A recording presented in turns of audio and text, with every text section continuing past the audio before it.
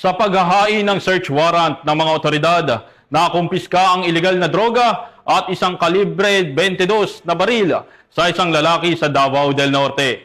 Patrolwoman Reyna Rose Disipulo, magbabalita.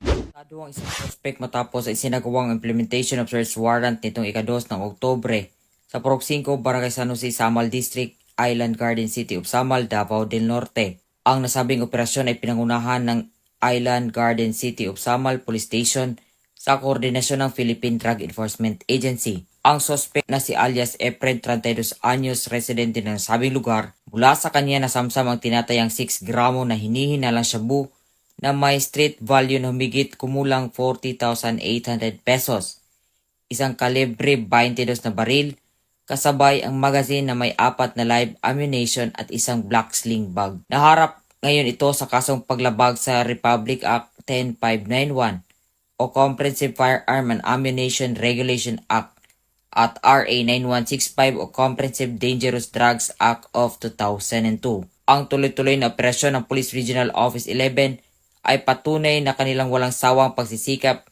na isulong ang napapanatiling kaayusan at siyang susi sa mas maunlad na komunidad. Dito sa Police Regional Office 11, ako ang inyong PNN correspondent, Patrolwoman Reyna Rose Disipulo, alagad ng batas, tagataguyod ng balitang pulis.